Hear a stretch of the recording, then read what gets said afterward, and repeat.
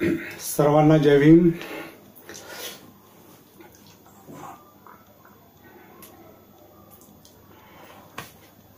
आज आपला सती साधनेचा तिसरा दिवस आहे.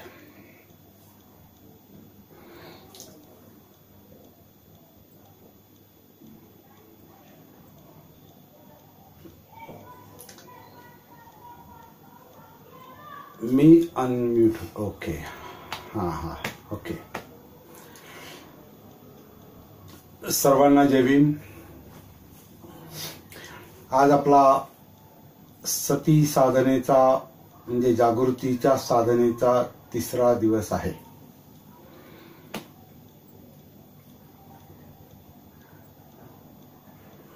धम्मचक्र प्रवर्तन दिनाच्या निमित्तानं आपण हे पाहिलेलं आहे की सिद्धार्थ गौतमांनी दोन टोकांचा मार्ग सोडून मध्यम मार्गाचा शोध लावलेला आहे.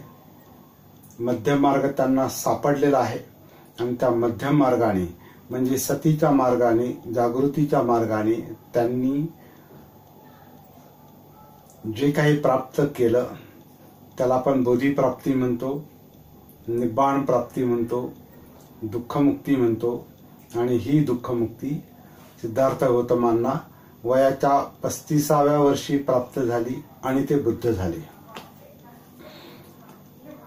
तर ह्या बुद्धत्वाचा, ह्या जागृतीचा, निब्बाणाचा आणि सम्यक संबुद्धत्वाचा जो काही मूलाधार आहे तो जागृती आहे. आपण पाहिलं की आपण बुद्धांना देखील सम्यक संबुद्ध म्हणतो, संपूर्ण जागृत म्हणतो. तर संपूर्ण जागृत म्हणजे काय याचा अनुभव आपण स्वतः जोपर्यंत जागृतीची काही पातळी गाठत नाही किंवा त्याचा आपल्याला छोटासा का होईना परिचय होत नाही तोपर्यंत आपण बुद्धत्वाची संपूर्ण जागृतीची जी अवस्था आहे तिची कल्पना देखील करू शकत नाही.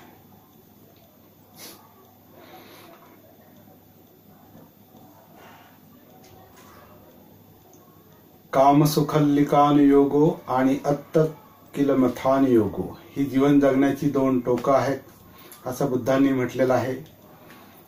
की सामान्य मनुष्य एकतर कामसुखामध्ये म्हणजे इंद्रिय सुखामध्ये व्यस्त असतो, ज्याचा अनुभव स्वतः सिद्धार्थ गौतमांनी राजपुत्र असताना घेतलेला होता.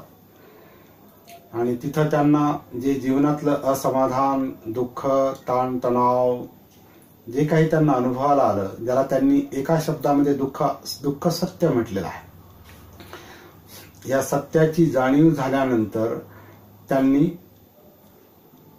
गृहत्याग केलेला आहे असं म्हणतात. आणि मग ते दुसऱ्या अंताला गेले, तो म्हणजे अत्तकिलमथान योगो म्हणजे स्वतःला आत्मक्लेश देणं, ध्यान साधना आणि आत्मक्लेश या टोकाला ते गेलेले आहेत. आणि त्या ठिकाणी त्यांना ते समाधान, ते दुःखमुक्ती, तणावमुक्ती जे काय आहे ते जे आपल्याला सुद्धा आपल्या जीवनात अनुभवाला येतं ते दुःख, ते यातना, तो अनुभव त्यांना त्या वैराग्याच्या आणि ध्यान आणि तपस्येच्या अवस्थेत देखील आला नाही. अलार कालामुद्दक रामपुत्रांकडून त्यांनी ज्या काही ध्यानाच्या अवस्था प्राप्त केल्या होत्या त्या देखील त्यांनी त्या दोघांना धन्यवाद देऊन त्यांनी ते स्वीकारलं की तुम्ही मला जे काही दिलेलं आहे, तुमच्या पातळीवर मला आणलेलं आहे त्याबद्दल धन्यवाद. परंतु ज्याच्यासाठी मी गृहत्याग केला तो अनुभव, ज्याच्यासाठी मी गृहत्याग केला तो दुःखमुक्तीचा अनुभव मला या ध्यान साधनेतून मिळालेला नाही. नंतर ते आत्मक्लेशामध्ये जातात, नंतर ते आत्मक्लेशाच्या मार्गाने म्हणजे आत्मतपश्चर्याच्या मार्गाने जातात. तपश्चर्या त्यांनी इतक्या टोकाची केलेली आहे हे आपण पाहिलं की ते मूर्छित होऊन पडले, मृत्यू जवळ होता असं म्हटलेलं आहे. सुजातानी त्यांना जे अन्न दिलं, जे खीर म्हणून प्रसिद्ध आहे, ते अन्न घेतल्यानंतर ते थोडे कॉन्शियस झाले, जाग्यावर आले. मूर्छित म्हणजे जागृत झाले, मूर्छित अवस्थेतून बाहेर आले आणि त्यांच्या मनात जो प्रश्न निर्माण झाला की दुःखमुक्ती आहे की नाही. जेव्हा मला सर्व सुख होती तेव्हाही यातना, दुःख, विवंचना, ताणतणाव हे आहेत. ध्यान आणि आत्मक्लेशाच्या मार्गाने मी तपश्चर्या करून पाहिली तरी त्याच्यातून सुटका नाही. मग जीवनामध्ये दुःखमुक्ती आहे की नाही याचा विचार करताना, याच्यावर अंतर्मुख होऊन विचार करताना त्यांच्या जी गोष्ट लक्षात आलेली आहे ती म्हणजे सतीची गोष्ट आहे, जागृतीची गोष्ट आहे, ज्याचा छोटासा अनुभव त्यांना त्यांच्या लहानपणीच आलेला होता. हे आपण काल पाहिलं, परवा पाहिलं. तो जो काही छोटासा अनुभव होता तो जागृतीचा अनुभव होता. जेव्हा ते बालक होते, झाडाखाली बसून त्यांनी तो अनुभव घेतला आणि त्यांना असं जाणवलं की तोच तर आरंभ बिंदू नाही, तोच तर स्टार्टिंग पॉइंट नाही जागृतीचा. म्हणून त्यांनी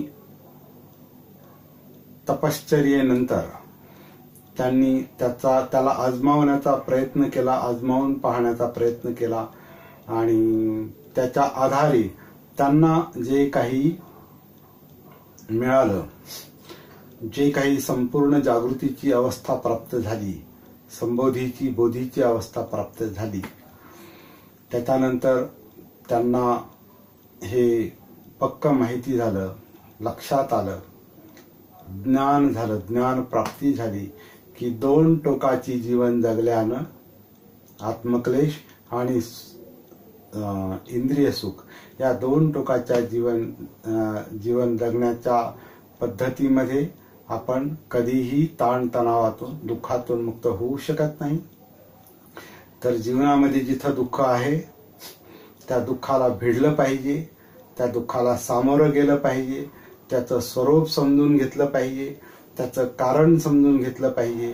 ते कारण समजून घेतल्यानंतर आपल्याला त्याच्यावरचं सोल्युशन किंवा त्याच्यावरचा उपाय आपल्याला मिळेल. तो त्यांना मिळाला आणि तो उपाय जो आहे त्याला आपण धम्म म्हणतो किंवा प्रसिद्ध शिकवण जी आहे आर्य अष्टांगिक मार्गाची, त्या आर्य अष्टांगिक मार्गानं त्यांना ती प्राप्ती झाली आणि दुःखमुक्ती मिळाली.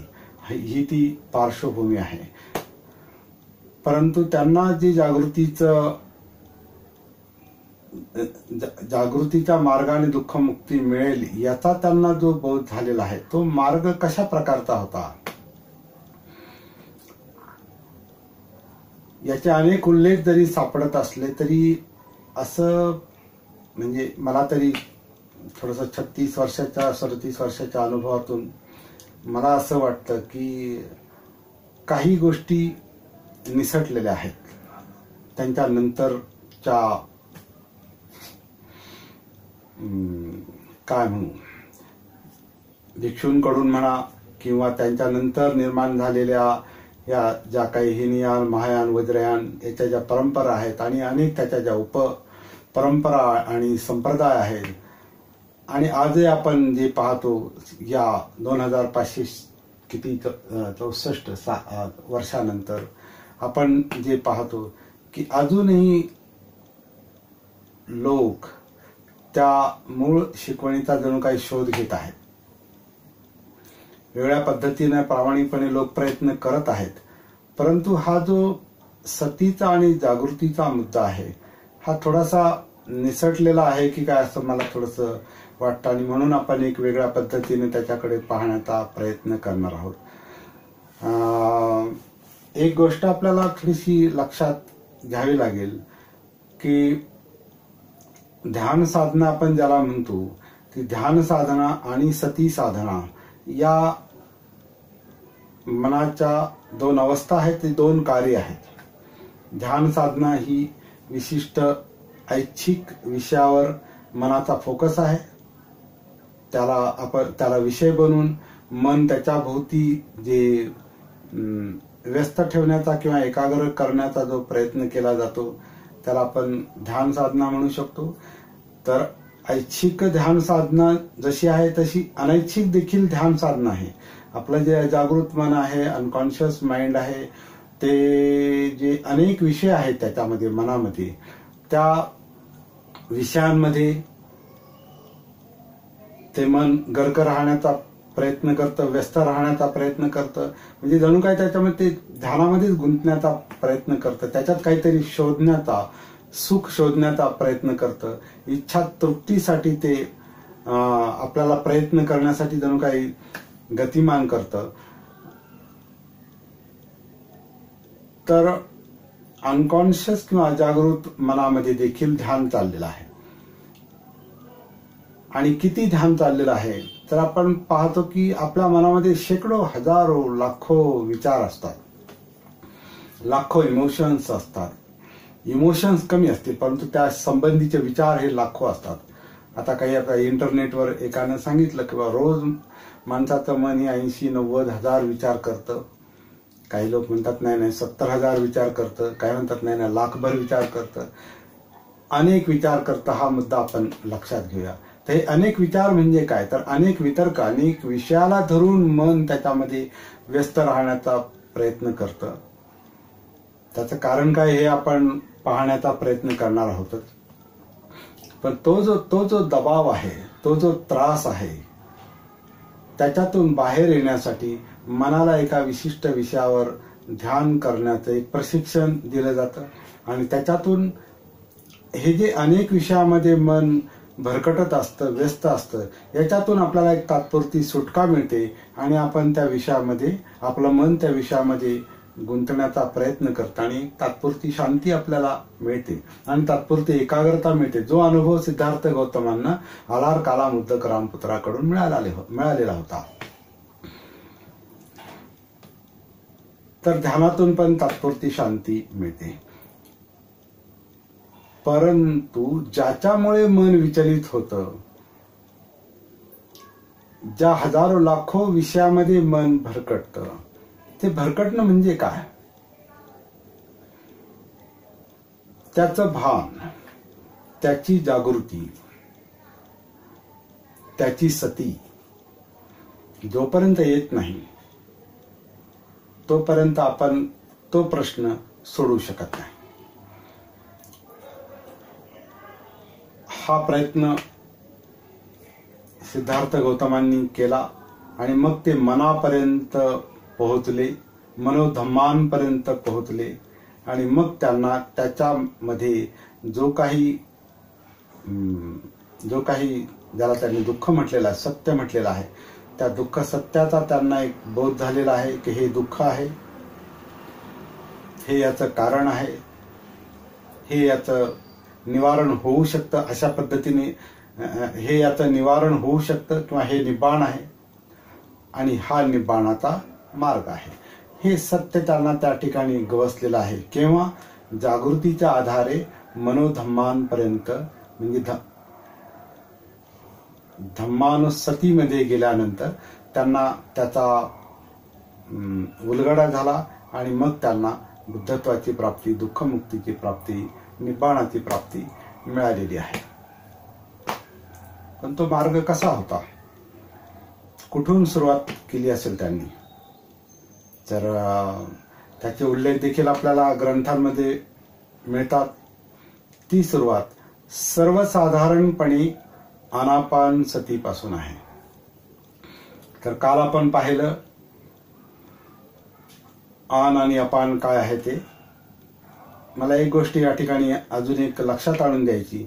मी सर्वसाधारणपणे आनापान सतीपासून सुरुवात आहे असं म्हणतो. याचं कारण असं की बुद्धाच्या काळात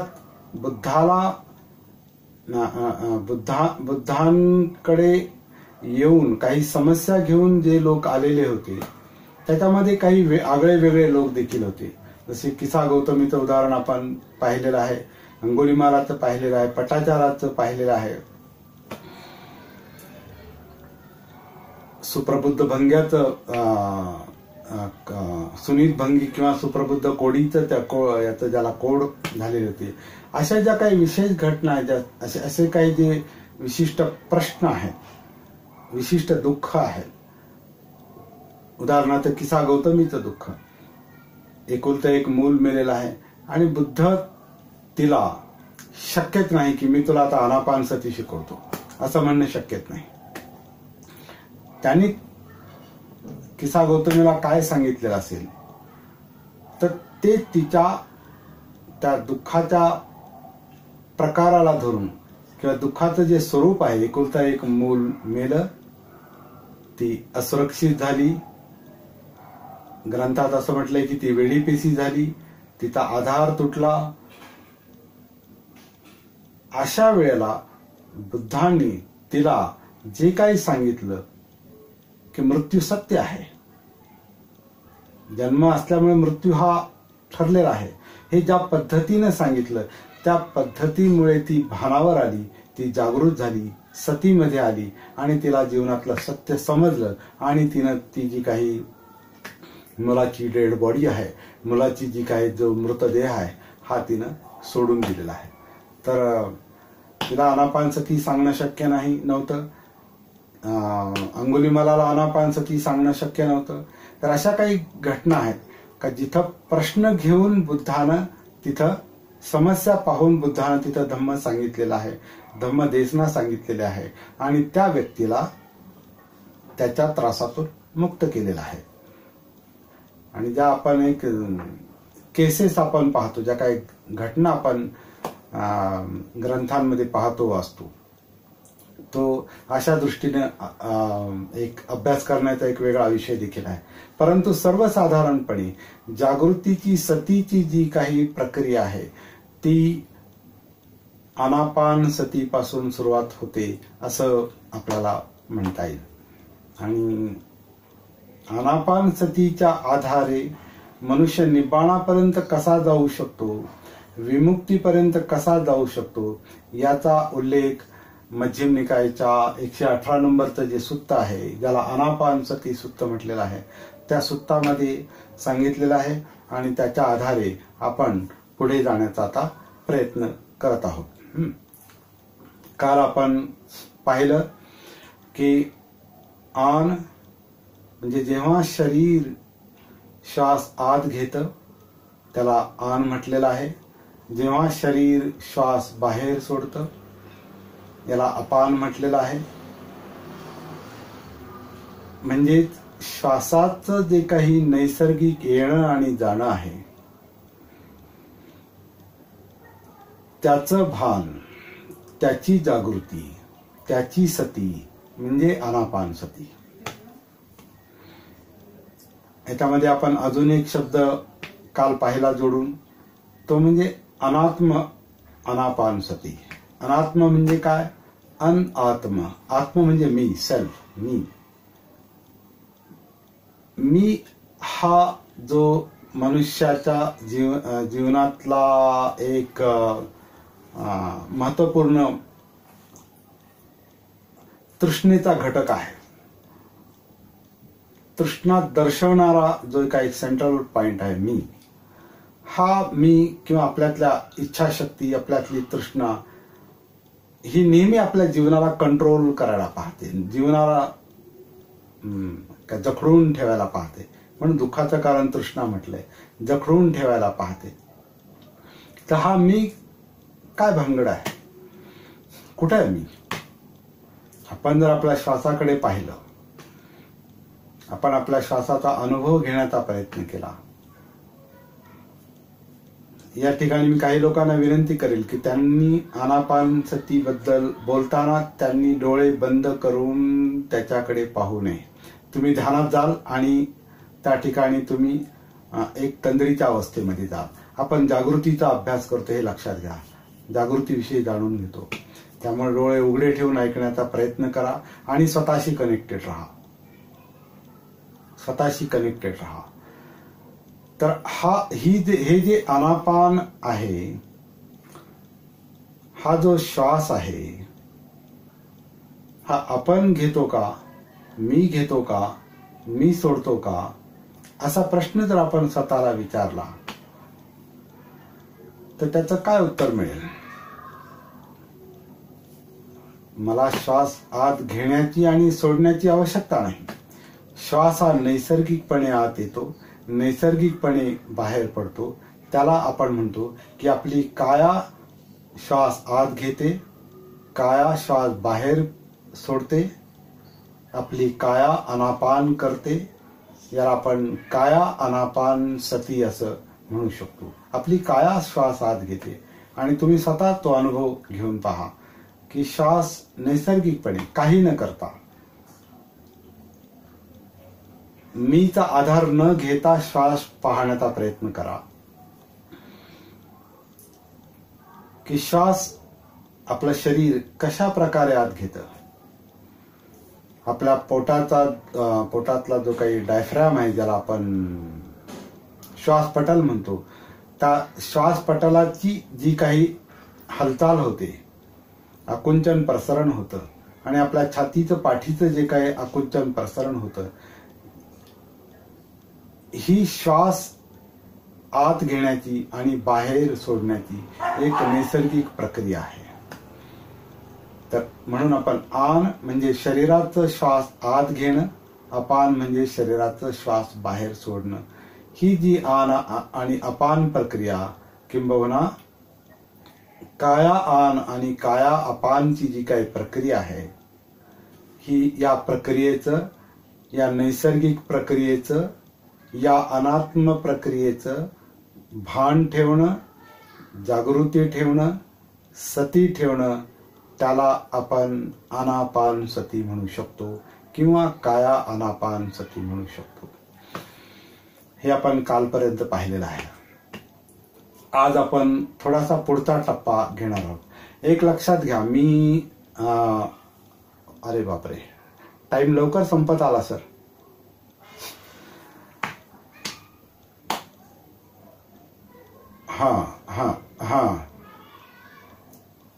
आज आपण पुढचा टप्पा पाहणार आहोत, परंतु मी एक गोष्ट आपल्याला थोडीशी लक्षात आणून देतो. आपण या प्रॅक्टिसची थेरॉटिकल माहिती जास्त घेण्याचा प्रयत्न करत आहोत. प्रॅक्टिस जी आहे, ही प्रॅक्टिस कशी असू शकते हे तुम्ही या क्षणी अनुभवण्याचा प्रयत्न करायचा आहे आणि स्वतःच्या पातळीवर ते करण्याचा प्रयत्न करायचा आहे. जेव्हा आपण कधी काळ एखादं शिबिर घेऊ किंवा एकत्र येऊ, त्यावर आपण त्याच्यावर आणखी प्रॅक्टिकल भर देण्याचा प्रयत्न करणार आहोत. सध्या या ठिकाणी आपल्याला ते करणं शक्य नाही, म्हणून आपण एक जी सैद्धांतिक माहिती आहे या प्रक्रियेची, सती साधनेची जी काही सैद्धांतिक माहिती आहे, ती सैद्धांतिक माहिती म्हणजे थेरी आपण माहिती करून घेण्याचा प्रयत्न करणार आहोत, जाणून घेण्याचा प्रयत्न करणार आहोत. तर शरीर श्वास आत घेतं, शरीर श्वास बाहेर सोडतं. याच्यातून काय निदर्शनाला येतं की श्वास जो आहे हा शरीराशी कनेक्टेड असलेला एक भाग आहे, शरीराशी कनेक्टेड असलेली एक शारीरिक प्रक्रिया आहे अनापान.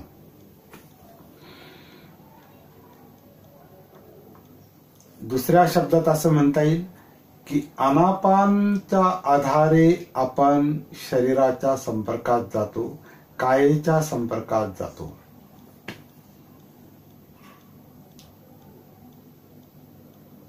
पुढचा जो मुद्दा आपण काल पाहिलेला आहे की भिक्षूंनो, साधकांनो, अनापान सतीची भावना केल्याने ती महाफलदायक होते. ती कशी महाफलदायक होते हे आपण कदाचित उद्यापासून पाहणार आहोत. पण त्याच्यानंतर असं म्हटलेलं आहे, काल आपण पाहिलं वाचून, की अनापान सतीची अधिकाधिक भावना केल्याने ती 4 सती पठ्ठाणांना परिपूर्ण करते. आता सती पठ्ठाण म्हणजे काय, हा शब्द थोडासा पाहिल्यानंतर आपण कायेच्या संदर्भात विचार करायला सुरुवात करूया. सती म्हणजे भान आहे, जागृती आहे, हे तर आपण पाहिलेलं आहे. पठ्ठाण म्हणजे काय, आता पठ्ठाण शब्दाचा वेगळा अर्थ केला जातो. याचा मुख्यतः जे वेस्टर्न लोकांनी त्याचा जो काही अर्थ केलेला आहे तो फाउंडेशन असा केलेला आहे. फाउंडेशन, प्रस्थान. पण मला असं वाटतं प्रस्थान म्हणजे पुढे जाणं आहे, स्थान सोडून पुढे जाणं आहे. प्रस्थान, एक स्थान सोडून पुढच्या स्थानात ते स्थान सोडून त्याच्या पुढच्या स्थानात, जसं आपण म्हणतो गाडी प्रस्थान करते है ना, गाडी प्रस्थान कर रही, असं असं जे म्हटलं जातं, याचा अर्थ काय, गाडीनं ते स्थान सोडलेलं आहे आणि ती पुढच्या स्थानाकडे गेलेली आहे, त्याच्यानंतर पुढच्या स्थानाकडे गेलेली आहे, त्याच्यानंतर पुढच्या स्थानात गेलेली आहे, आणि असं करत करत करत करत करत ती तिच्या एंड पॉइंटला, गंतव्य स्थानाला, जिथं तिला जायचं आहे, शेवटचं स्टेशन आहे, तिथं ती गाडी पोहोचते. सतीपठ्ठाणाकडे या पद्धतीनं पाहिलं पाहिजे. सतीपठ्ठाण म्हणजे सतीचं क्रमशः पुढे जाणं. तर ती कशी पुढे जाते, आता आपण कायेच्या मुद्द्यावर येऊया. आनापान जे आहे हे कायेशी जोडतं आपल्याला. आनापानची सती आपल्याला कायानुसतीमध्ये नेते, कायेशी आपली सती जोडली जाते, कारण कायात आनापान करते. आनापान हे नुसतं पाहू शकत नाही, तो कायेचा एक हिस्सा, कायेचा एक भाग म्हणून, कायेचं एक कार्य म्हणून, एक फंक्शन म्हणून, एक सिस्टम म्हणून. कायेची ती एक सिस्टम आहे. आपल्याला माहिती आहे आपल्या शरीरामध्ये अनेक सिस्टम्स आहेत. जशी ही एक श्वासोच्छ्वासाची, ज्याला आपण रेस्पिरेटरी सिस्टम म्हणतो, श्वासोच्छ्वासाची ही पद्धती म्हणतो. एक हृदयाभिसरणाची सिस्टम आहे, पचन क्रिया आहे, पचनाची सिस्टम आहे, उत्सर्जनाची क्रिया आहे, मज्जा संस्थेची क्रिया आहे, ज्या मेंदूपासून आपल्या संपूर्ण शरीरभर जी मज्जा संस्थेचं जाळं पसरलेलं आहे, ती एक सिस्टम आहे. या बऱ्याच सिस्टम पैकी ही एक सिस्टम आहे, ती म्हणजे श्वासाचं, शरीराचं श्वास आत घेणं, श्वास बाहेर सोडणं. आणि इथे आपण कायानुसतीमध्ये येतो, म्हणजे 4 सतीपठ्ठाणातल्या पहिल्या स्थानामध्ये आपली एंट्री होते. तर हे करायचं का सर, डिस्कंटिन्यू करायचं सर? ओके ओके, हा ओके ओके ओके, हा हा okay okay okay okay okay okay okay okay. तर आनापान सतीची अधिकाधिक भावना केल्याने, म्हणजे प्रॅक्टिस केल्याने, सराव केल्याने आनापान सती ही 4 सतीपठ्ठाणांना परिपूर्ण करते.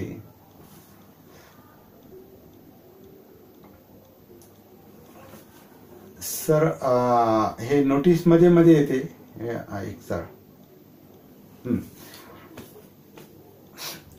ओके.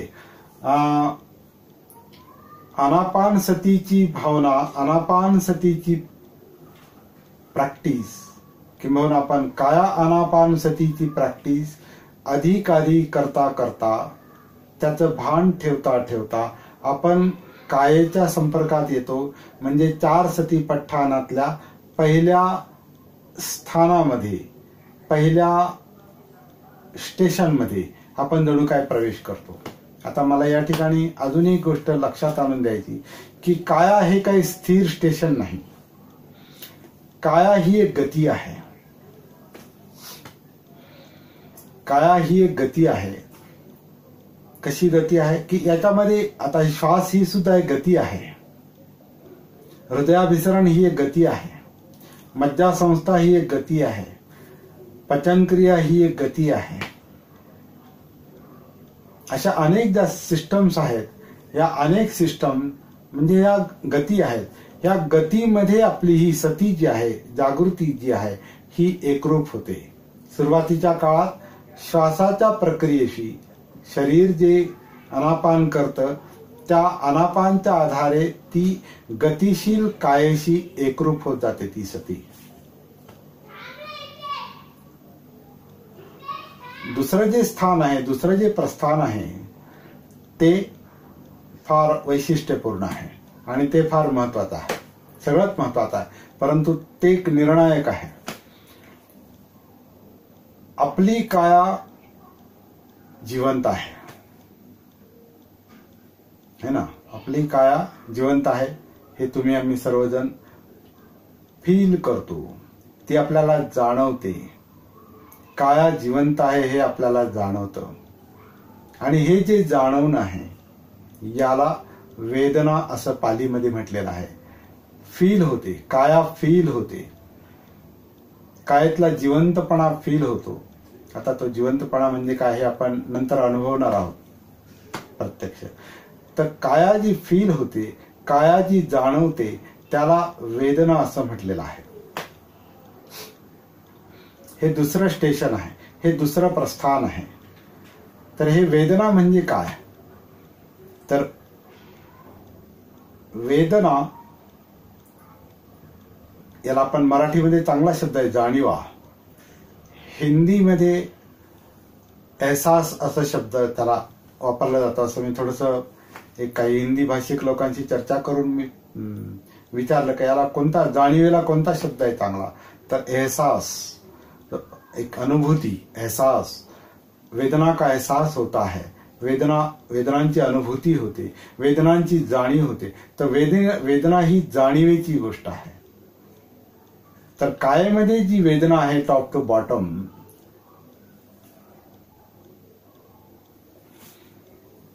कायेमध्ये जी वेदना आहे किंबहुना ज्या अनेक वेदना आहेत त्यातल्या मुख्यतः 2 वेदना, आपल्याला 3 वेदना महत्वाच्या आहेत.